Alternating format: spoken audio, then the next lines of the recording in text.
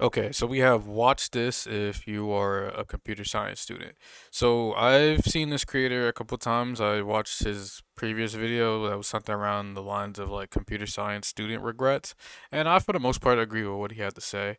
I kind of just had it in the background as I was working, but a little bit of context. I think this guy is a third year in computer science or fourth year. He's definitely upperclassman for sure, in college. So just a little background there. I have watched the first 50 seconds of this, and I'm gonna pause where I finish watching to sort of talk about something that he said. But let's get into it. This video is sponsored There's by still Brilliant. 9 minutes of this that I don't know.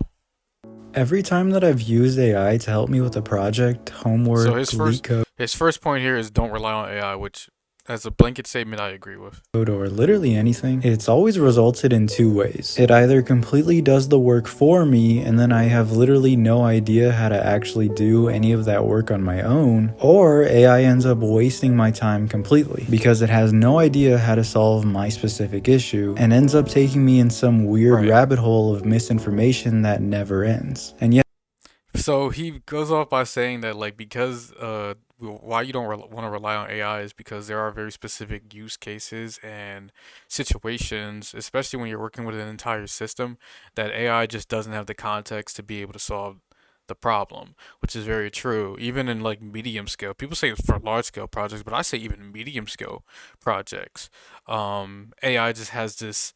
It either does not give you the right solution or it takes like the most convoluted approach and assumes that like there's like other missing parts that you didn't implement yet. And that could be down to whether or not you're good at prompting or not, but I mean, I've had situations where I spent like hours prompting in different ways, giving it so much information, almost down to the point where I give it the entire system and it still chooses like the worst possible solution. So there are some situations where like you just simply can't rely on AI at all. And I 100% agree with what he just said.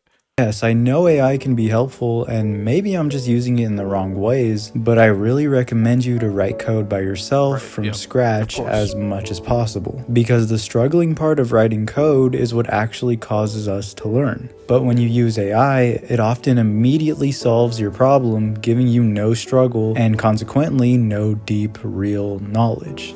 So okay, so he stopped. This is exactly where I stopped. This is exactly where I paused because he contradicted himself a little bit, and just like if you take away any like nuance and inferencing to when you're watching this video, yeah, he contradicts himself a little bit because first he says that AI can't solve all your problems, but then he says don't use AI because it'll solve most of your problems. Now, I know what he meant to say for like small scale like solving algorithms or, trying to find out how to implement a function or even API usage to an extent, AI will get the job done for you and you have lost the sort of the magic, I want to say, for lack of a better term, of figuring out how to do that yourself.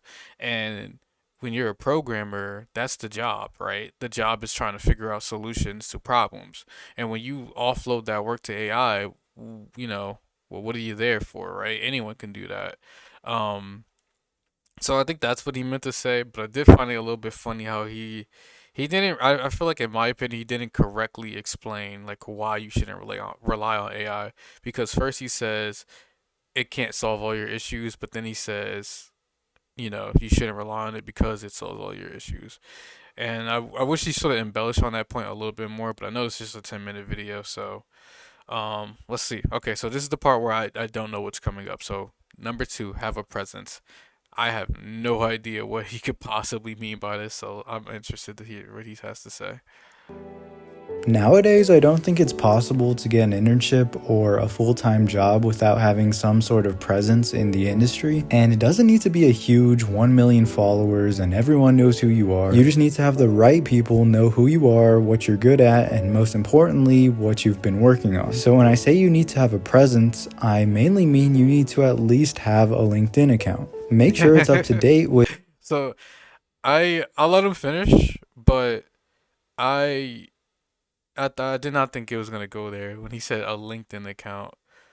I'll let him finish though. Let's see what he has to say. with all your education, information, and any projects that you have. And Hmm. while you build projects, you should post about the things you learn Okay. on this account. This way, anyone can easily see what you have accomplished and the things that you're good at because it's all right on your LinkedIn account. This will also cause possible employers to find you without you needing to find them. So basically, work on something, but document your progress and the milestones for people to see. There's Okay. So I got a little bit confused when you said LinkedIn account because just a LinkedIn account in of itself is not presence, right? But then he goes on, that's why you got to hear people out, guys. But then he goes on to say that you need to be posting about what you're doing, what you're learning and stuff like that. I will add on to that to network not only on social media but also in real life, because what happens a lot is like people have these LinkedIn accounts and they have a presence, so to speak, and then they have these like I call them artificial connections, and that's basically like, oh, I'm in computer science, you're in computer science, let's connect, and then it stops there. That's not a connection. A connection is when you actually interact with someone, when you have a one-on-one talk with someone about a specific topic, and they know you personally on a level where it's like beyond just what you can see on the LinkedIn account. So take his advice here, but also take it a step further and try to actually connect with those people. If you see a post about something that you like, comment on it. Shoot them a DM about it. Hey, how did you do this? I'm a little bit interested in this field. Like, how can I learn more about it? Or how did you get started in it? And stuff like that. Like, don't just, do like a follow for follow. If you guys remember that era of the internet, like a like for like, follow for follow, like actually make connections. And that's how you have an actual long lasting presence. In my opinion, the best way, I know that not everyone has this luxury, but the best way is to just always like, network in person, shake hands, and then get the social media and stuff afterwards, because that has been a blessing on my life. You can do that with professors, do that with in these seminars that your program hosts where they invite people. Just always make connections because you never know who you're gonna find, and you never know if it's gonna come back to you in a good way. this Professors are helpful. This is basically what I was just saying. student who's been in all of my classes, and I noticed that he does this thing where he always sits in the front of the class and asks 1 to 2 questions per lecture. At first, I thought he did this because he really just didn't understand the material, but whenever I went to my teacher's office hours, he was also always there and talking to the teacher about the class. And then this is when I realized he wasn't even lost in the class. He was just showing the teacher that he's actually interested in the subject and willing to go above and beyond. And all of this effort resulted in him not even needing to take the final because the teacher already knew this student knew everything about the That's subject. interesting. I don't think I've ever had that luxury in my life. I pretty much do this. It's actually I kind of feel embarrassed a little bit because of how much I'm seeing with the professors. Kind of gives like teacher's pet vibes, but I mean it's worked out a lot for me. You should definitely do it. Um Definitely like even if I'm not saying you have to like the professor. There are certain situations where like the professor is kind of just not vibing with you, but like you got to understand like these are computer science professionals. These are people who spent at least a decade in academia learning the stuff to be able to teach you. So they know stuff that you want to know, and that's just right there is just grounds for a student teacher relationship that can last years. So this is some good advice here. And recently, this student actually connected with me on LinkedIn. And turns out now he's doing research with that same professor. Research So is to everyone amazing. that says they have no connections and have no idea how to network, start by connecting with your professors. That is exactly what I said. The professor, you are literally when people say I have no connections, I find that insane because when you register for your course every semester, every time you pick a CS course, every professor that every new professor that you have is literally a connection. It is a student teacher connection. And for you to think that like unless you're in an insane like lecture hall with like 100 or like 150 students, there's just no reason for you to just take the time after class to like just talk to the professor about anything. I know my school on the website, you can actually look up all the professors like resume and CV. And what I used to do, I used to look for like a paper that they publish because all professors have to publish papers. Go to a paper they publish and ask them about the paper. Ask them about what they did because That right there is the easiest connection that you can make. So I always find it weird when, like, if you're a computer science student and you're just like, I have no connections, you're wrong. You have the professor every like two times like a week or whatever. As you're going to be in their class anyway, so you might as well go that little step extra and possibly give yourself an opportunity. Also, I want to touch on GPA. Man, I actually want to hear what he has to say. GPA as well, and I'm going to keep this part short. You really just need a 3.0 GPA. Obviously, try your best and don't slack on your classes, but experience is much more valuable. I wouldn't even say you need that. I'm a little bit biased because I'll admit my GPA is. I'm not a good student. I'm not a good student. I'm a good. I would say I'm a good learner. But when it comes to like tests, quizzes, homework, stuff like that, like just the stuff that they make you do, the freaking packet, man. Um, I just don't excel at that. Just because I don't really I don't want to say I don't value education. I don't value the stress that comes with having to worry about like deadlines and stuff like that. Like I feel like that's just like I'm not an assembly line worker who has to meet a certain quota, you feel me? And you can call that whatever you want. You can call me lazy for that, but the point is I'm not chasing like a 4.0 because I know that it's like the most artificial like rating for someone. It's like if someone it's like the 1 through 10 scale when someone's grading looks. It's very it's not contextual.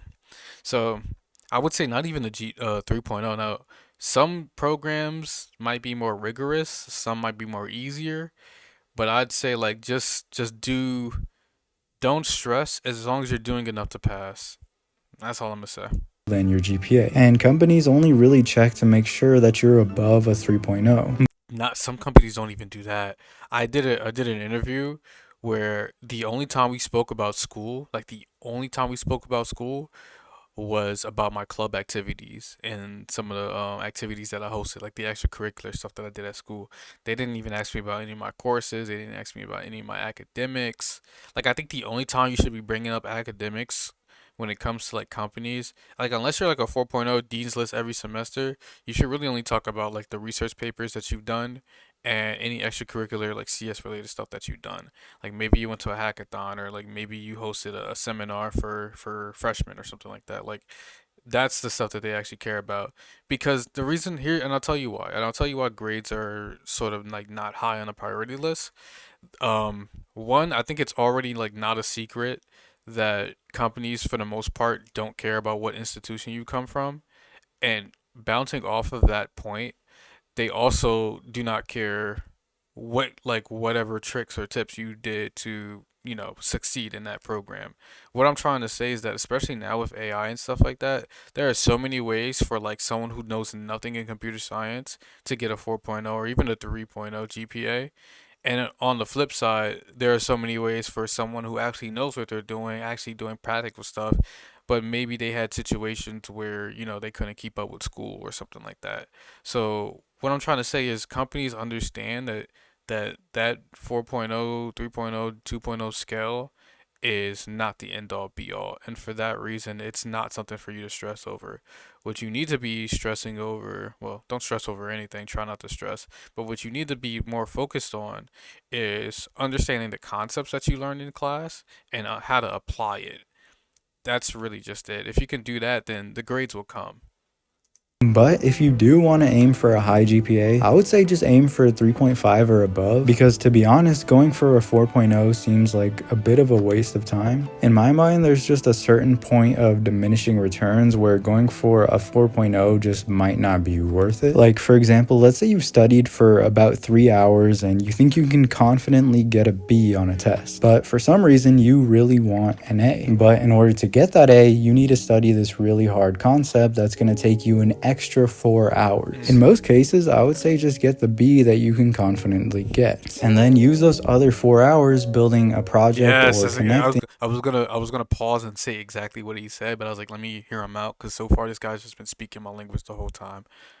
or pretty much anything Yes. that will actually get I promise you right now, someone with even I'm gonna keep on downscaling it. Someone with a C plus and 3 projects is gonna get hired faster than someone with a 4.0 with all A's and like one calculator app. I'm telling you, every single time. Every single time.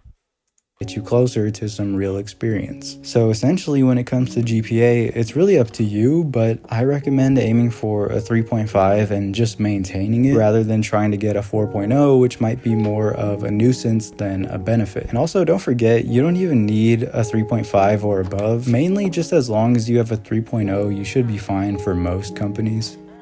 I'm gonna keep on saying it. I don't know. Okay. Let's do something real quick. Let's go on LinkedIn. Let's see if we can find a company that we'll do a greedy search. We'll do a greedy search. We'll just search computer science, and then we'll look for jobs. Let's see if we can find. We'll go entry level internship. Actually, let's just do internship because that's usually like students and stuff like that. Let's see if we can find something that talks about GPA. So this one's promoted, but let's see. Responsibilities, requirements. So what is this? IT platform support. We'll take it.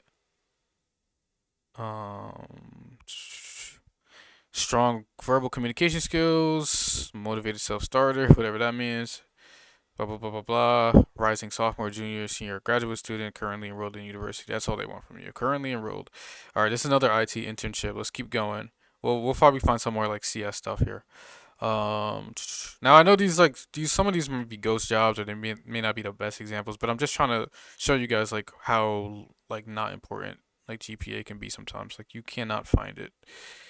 Um, this one doesn't even have too many requirements. There's not a clearly defined requirements section. I think it's just like a summer internship program.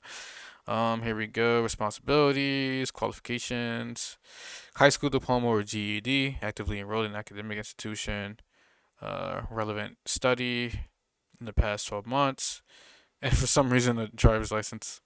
I wonder what this is about, but all right, let's keep going. Let's see if we can find a GPA. We'll keep going a little bit faster. Uh, Wear many hats. I saw that one time. All right, that's a software engineer. Qualifications, blah blah blah blah blah. Bachelor's degree in computer science, security, blah blah blah.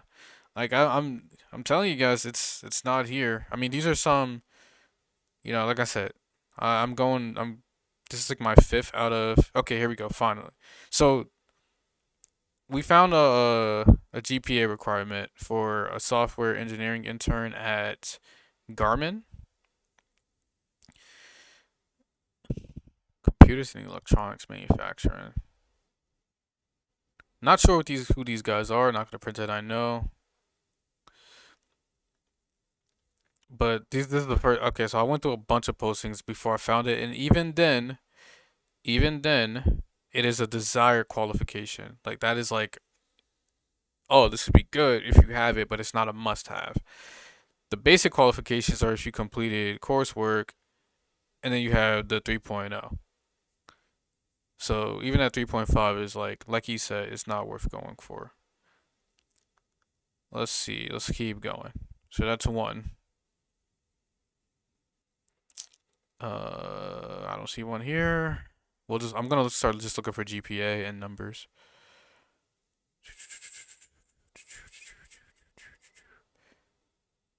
Nope, don't see one here. Don't see one here. And this is for internships. Qualifications. All these qualifications and not a single thing says anything about GPA. I'm just saying it's not one of those things that is just like I'd say do research on the company or the field that you want to do, and see if GPA is something that you have to worry about. But for the most part, I'm telling you, like if you do projects, you apply the stuff that you learned, and you actually like practice with and you engage with the material, you'll have the grades needed to to succeed. But no one's gonna look at a transcript and go, ah, well, I don't know. You got a C on that exam in data structures. Do you remember that? Yeah, we're not going to move forward with your application, buddy. Like, come on.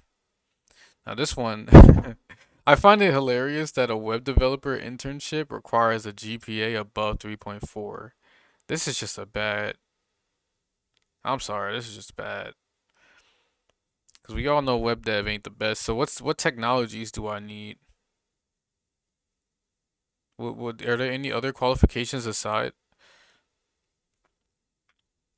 So they say they say past interns have majored in computer science, engineering, or other related fields. Okay, here we go. Skills: PHP, MySQL, familiar with object-oriented programming, WordPress, experience in IDEs such as Eclipse. Eclipse is an IDE for Java, but you want experience with PHP. Then strong communication skills and the eagerness to learn. Look, no offense to these guys in Harrisburg, but y'all are looking for a web developer, right? Why? I know they say it. They're giving Eclipse as an example IDE, but I just find that hilarious that they don't say something like VS Code or like man, what's that other one that web devs use? Uh, it's on the tip of my tongue. Phoenix Code. Phoenix Code, Visual Studio Code, not Eclipse, Sublime Text, like anything that web devs actually use. I just kind of find it hilarious. But that's not the point. The point is, we found so many with GPA requirements, and we did a greedy search finding. I just found like two. Uh, but let's keep going. I'm honestly surprised how many comments I got on my last video asking me to explain what networking is, because there's so many students who have literally no idea what it means to network, which isn't even their fault. It's something Network it's not complicated. Networking is literally just going up to someone who knows, has, or has done something that you want to do, telling them that you're interested in that, and just sort of it really is just taking it from there. Like then you iron out the kinks from there. If they're hiring, awesome. If they know someone that's hiring, awesome as well. If they have a position that maybe you can fulfill, that maybe they can get you in contact with someone, awesome. But it's basically just think of it like this, right? Like you have a person, someone that's in the industry, right? Like this dime right here. This person is in the industry, right? Let me full screen. Okay. You have someone that's in the industry, right? This dime here. They are connected with other people in the industry, right? Just imagine there's some nodes here. Any one of these people could be, could hire you, could, help you land your next job or whatever, right? Any of these people that this person is connected to. But they are that bridge, right? And maybe they're coming to your school to talk, or maybe they're just visiting, or whatever the reason. Maybe they're alumni. In order for you to get in contact with these people, these other people that they've met throughout their career, you got to go through this person. That's why it's called networking, right? Because let's say you're the other dime here. You're going to talk to this person, create a connection, like let's just say there's two things linking these two dimes.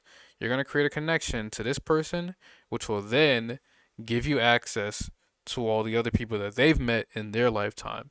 So all the networking that they did is now offloaded onto you because you have made that connection now. Everyone that they know, you can say that you have some sort of contact with because you can hit them up and be like, "Hey, I see that you work with so and so. I'm interested in that. Here's my resume. You know how passionate I am about this stuff. You know that I'm qualified. Can you send them some sort of like reference or whatever, or like write a letter for me, recommending me?"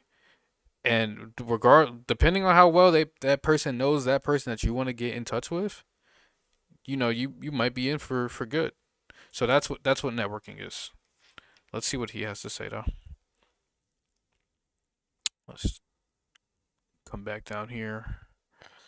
school doesn't really teach us. But basically, networking is just building relationships with valuable people. So like I mentioned earlier, you might want to build a relationship with your professor or job recruiters or industry engineers or pretty much anyone that can be some sort of help to you. But also keep in mind that networking works both ways. People will only network with you if you can also help them in some sort of way. For example, a professor might want help with research. A recruiter wants to find someone to employ, and an engineer is looking looking for someone to join their team, and so on. Networking is valuable because it can literally be your entry to a position. Say you network with a recruiter and they're looking for someone to fill a position for programming in C++.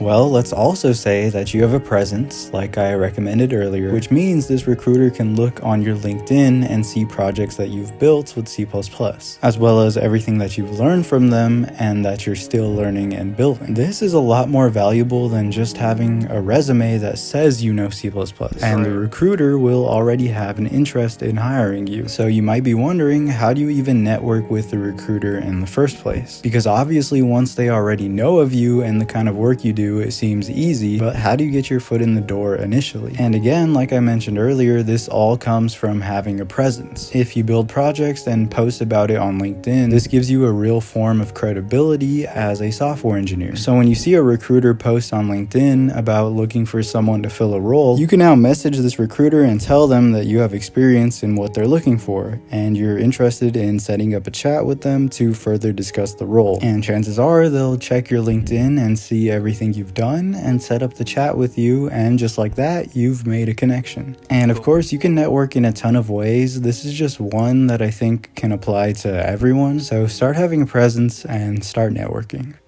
I will also say having a presence, he's talking about having a presence online, which is fine. Like you said, that works for everyone. It's a blanket advice.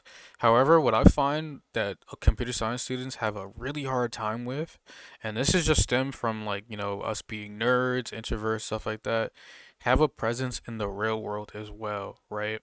Like you need to be openly interactive with everyone in your like social circle, whether that's like in a university or maybe if you're going to a trade school, like even just networking. You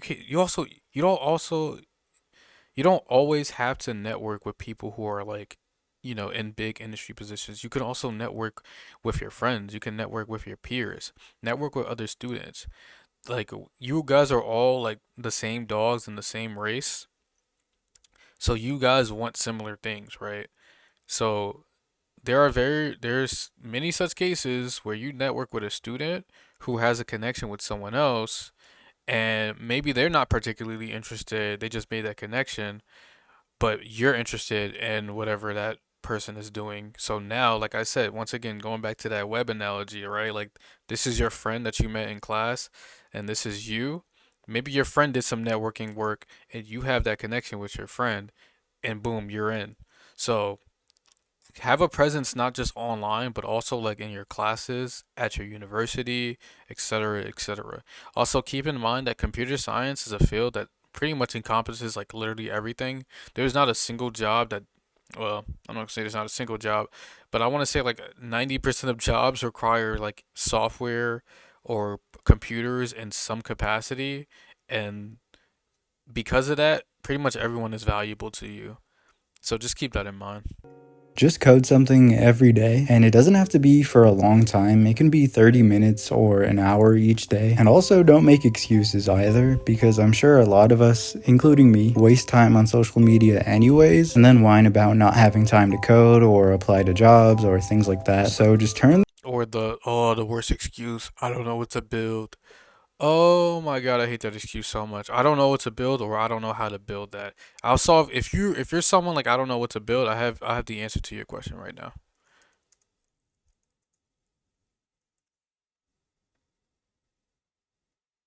Build your own X.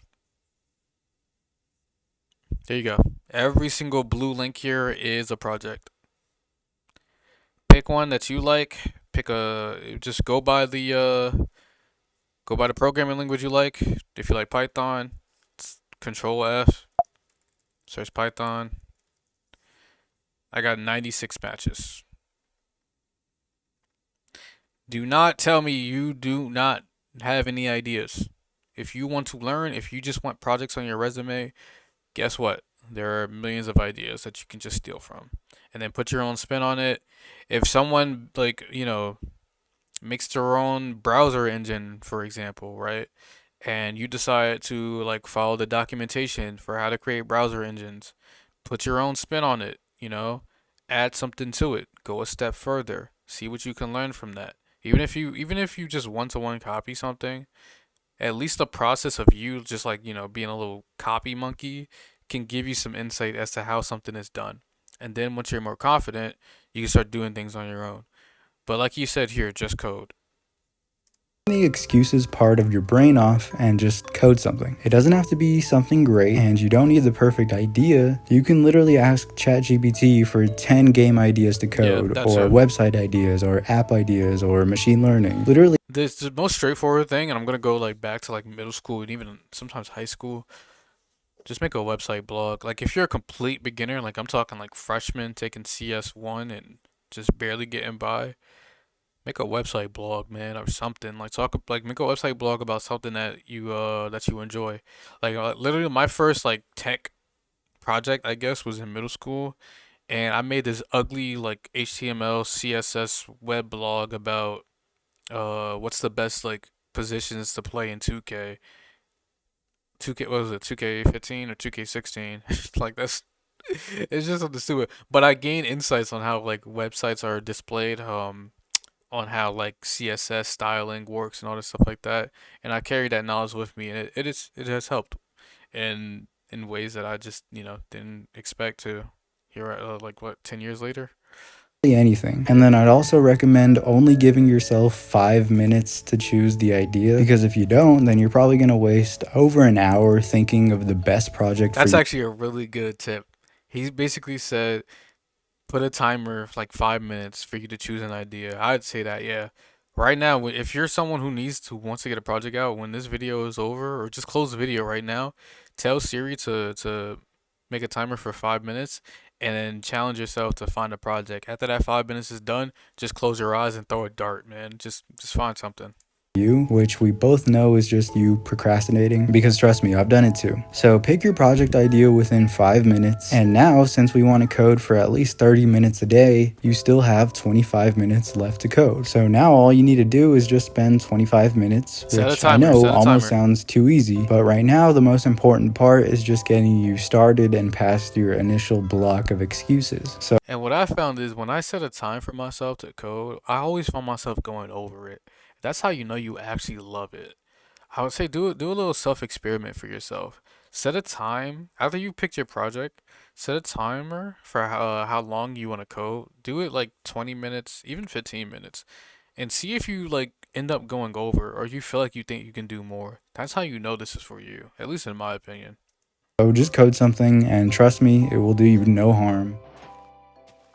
Ultimately, one thing I noticed about computer science is that studying the fundamentals is what gives you the ability to make projects that you're passionate about and what will help you in the long run. This means it's really important that you not only learn the fundamental concepts, but also master them, which is why I use today's sponsor, Brilliant. Ah, hell Brilliant helps you get nah. smarter every day with thousands of interactive lessons The in rest math. of it is just brilliant.